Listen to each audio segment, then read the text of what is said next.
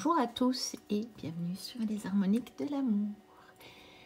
Je vous retrouve aujourd'hui pour la présentation d'encore un oracle que j'ai acheté chez Manufacture des Merveilles. Et oui, j'ai finalement craqué pour l'augure rouge parce que c'est vrai que j'aime beaucoup la conception de ces jeux-là. Puis voilà, j'ai profité d'une promotion parce qu'ils sont en train de déménager. Je crois que c'est juste maintenant. Maintenant, je ne sais pas quand je vous posterai la vidéo. Donc, peut-être seront-ils installés dans leurs nouveaux locaux. Mais il y avait quelques promotions et j'en ai profité. Donc, je me suis dit que c'était le bon moment.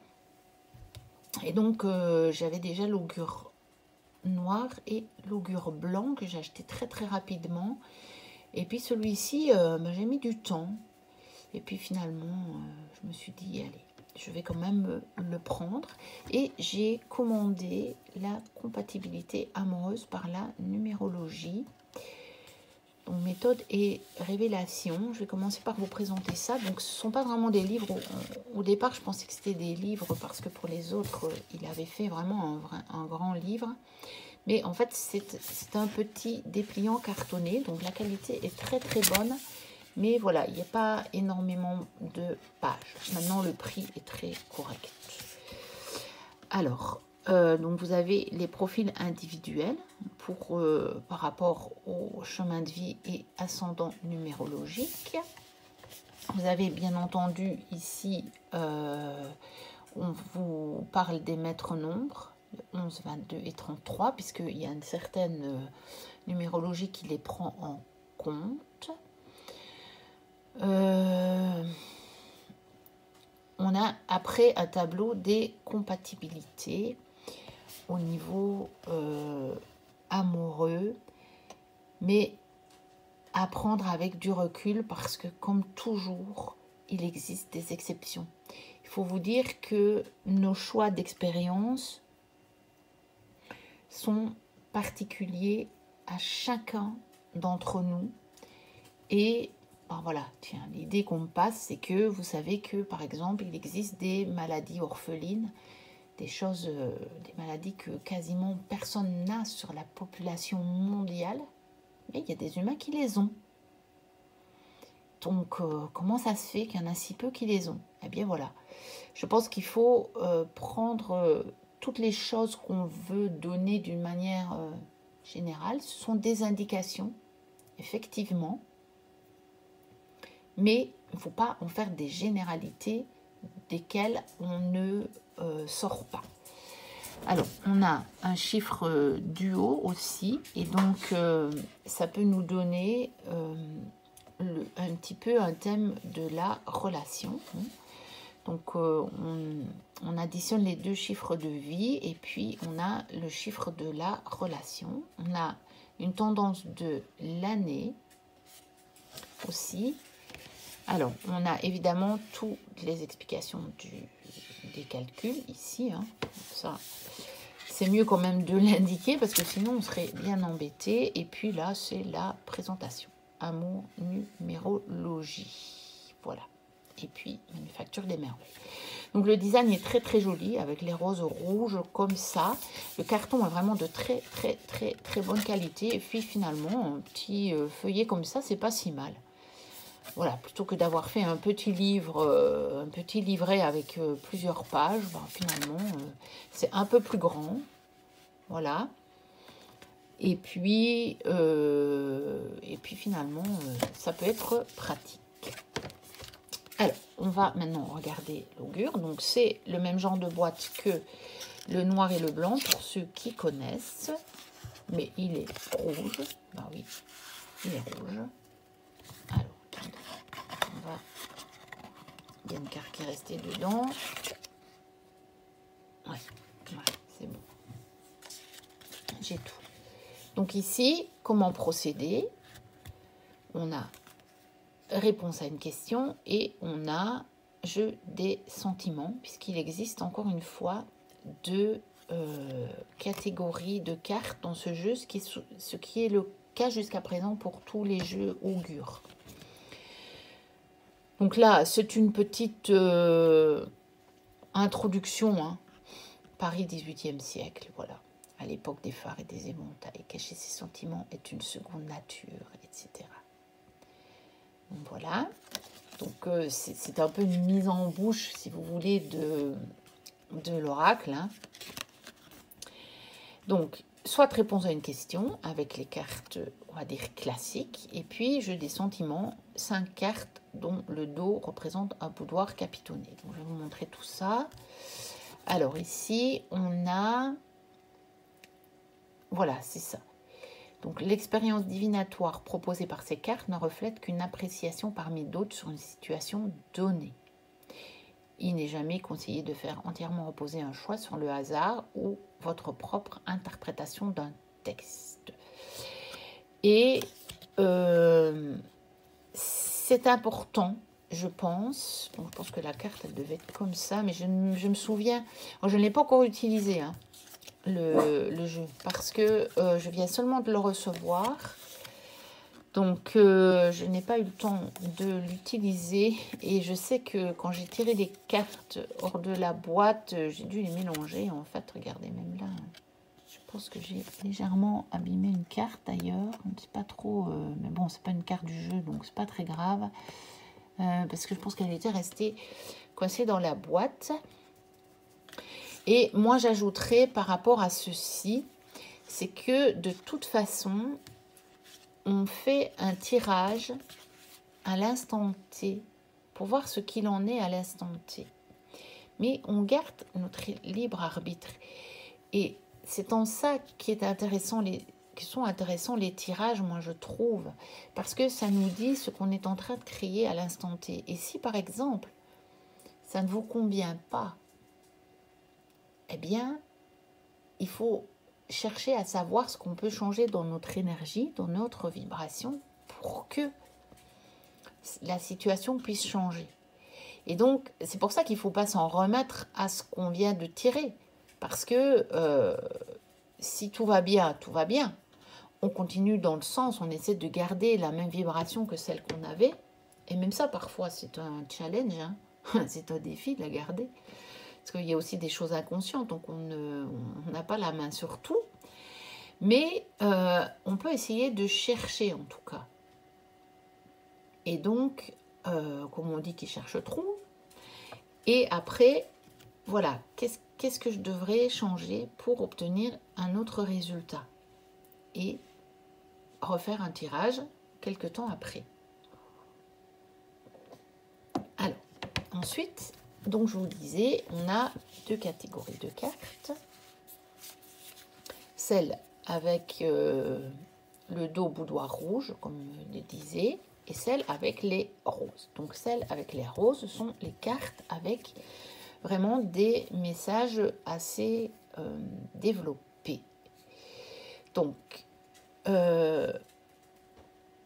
vous avez le numéro de la carte, vous avez le mot, affêterie. Donc évidemment, c'est toujours sur des mots anciens, hein, donc des mots qu'on n'utilise plus vraiment, donc qui sont des vrais mots, hein, qui existent en français, mais voilà, qui sont des mots anciens qu'on n'utilise plus tellement dans le français courant, et qui peuvent, à partir de là, en fait, nous donner un message vraiment divinatoire, on va le dire, hein. Donc, par exemple, affêterie, c'est maniérisme dans l'attitude ou le langage. Trop de sophistication peut parfois nuire aux rencontres et aux relations amoureuses. Quelle image ont les autres de vous? Vos intentions ne sont-elles pas trop cachées? En étant plus direct et plus simple, vous pourriez parfois paraître plus accessible. Sachez toutefois conserver une pincée de mystère. Voilà. Pas être trop dans la fêterie. Alors, pas tout vous lire, hein. Bardo. Pas confondre avec Brigitte, bien sûr. Chatemite, Cocatrix, à pas confondre non plus avec Bruno, Koala, je découvre avec vous, donc Danaïde, je vais peut-être avoir encore d'autres surprises, je ne sais pas, Épacte, Érubescent. Parce que comme je vous dis, cette série de vidéos, je les tourne pour avoir des vidéos à vous mettre sur la chaîne parce que après, je vais préparer le vlog du mois de mai et puis tourner les différentes séquences. Et donc, à ce moment-là, j'ai pas le temps de faire d'autres vidéos. Et puis, ça m'éloigne trop du sujet. J'aime mieux de rester vraiment concentré sur mon vlog. Et donc, j'ai pas le temps de découvrir les jeux encore. Eudémon, Pharaon, Guéhen, Gourgandin, Or, et oui, du mot bonheur, Ossine, je ne connais pas du tout ce mot, Impécance,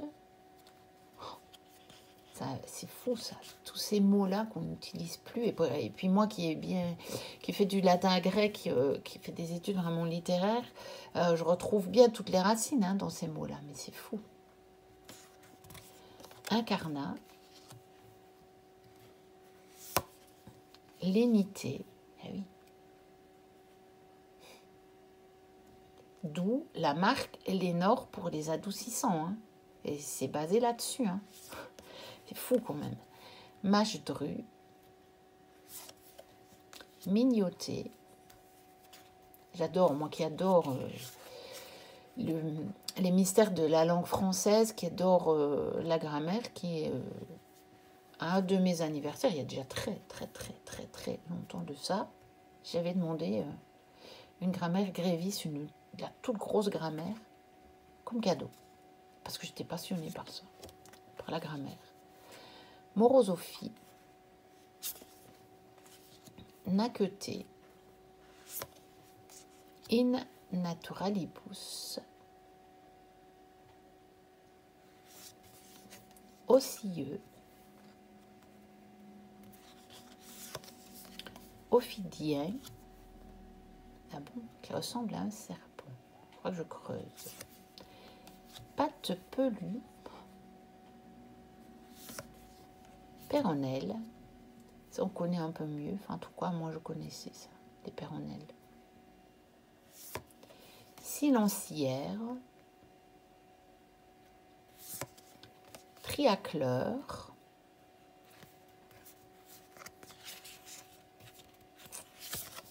Vénusté, Vent-vol et vulnéraire. Ouais, c'est la même racine que vulnérabilité et ça doit être vulnus, je crois, en latin. Si je ne me trompe pas, c'est la blessure. Alors, ça, ce sont pour les cartes divinatoires. Il y a une autre catégorie de cartes, donc il y en a peu. Et elles sont, eh bien, vous allez voir, basées sur la fameuse Marguerite. Un peu, beaucoup, passionnément, à la folie et pas du tout. Donc, vous pouvez vous en servir comme c'est expliqué ici. Si vous voulez savoir, c'était où? C'était ici, jeu des sentiments. Si vous voulez savoir si la personne que vous convoitez a des sentiments pour vous. Mais moi, je pense que je vais aussi les utiliser autrement. C'est-à-dire que ça peut vous donner le degré de comment est-ce que je vais dire, de prise en compte de la carte. Bon, puisque je vous l'ai présenté, je vais le mélanger. Imaginons que je tire cette carte-là. Je veux dire, je vais compléter mon tirage avec ces cartes-là. Voilà. Je vais tirer une carte. Voilà. Par exemple, celle-ci. Et je vais demander quel degré de la carte je dois prendre en compte, par exemple. Et je prends celle-ci. Et donc, je dois le prendre en compte passionnément. Donc, vraiment beaucoup. Je dois beaucoup en tenir compte dans la réponse à ma question. Je pense que c'est aussi une utilisation que l'on peut faire. Après, on peut aussi utiliser les deux. Hein. On peut faire les deux utilisations de ces cartes-là. L'un n'empêche pas l'autre. En même temps, c'est peut-être un peu compliqué, mais on peut le faire en deux tirages. Il n'y a pas de problème, je veux dire. Mais moi, je voyais ça parce que dans ces autres oracles, dans le blanc et dans le noir, ils combinaient les cartes. Et je me suis dit que c'était un peu dommage de ne pas les combiner finalement, celle-là. Mais bon, c'est une idée qui vient juste de me venir, hein, parce que je vous le dis, je ne l'ai pas utilisée. Je n'ai pas encore utilisé. Vous voyez qu'elles étaient dans l'ordre et je les ai mélangées pour la première fois avec vous, puisque je l'ai reçue juste avant de partir pour ma petite escapade et que je n'avais pas celui-là emporté avec moi. Il fallait quand même bien faire un choix et j'en avais quand même déjà emmené beaucoup. Et donc voilà, c'est une idée d'utilisation et que je vais tester. Je pense que pourquoi pas, ça pourrait quand même pas mal fonctionner aussi. Donc voilà pour la présentation de l'augure rouge. Compatibilité amoureuse par la numérologie. Finalement, c'est vrai que j'aurais pu le prendre pour la Saint-Valentin, je ne l'ai pas fait. En même temps, on dit que c'est le printemps, la saison des amours. Et donc, peut-être que c'était le bon moment pour l'acheter. Voilà. N'hésitez pas à liker, à commenter, à vous abonner si ce n'est déjà fait et si vous avez envie de le faire. Moi, je vous dis à très bientôt pour de prochaines vidéos et d'ici là, portez-vous bien. Bye bye.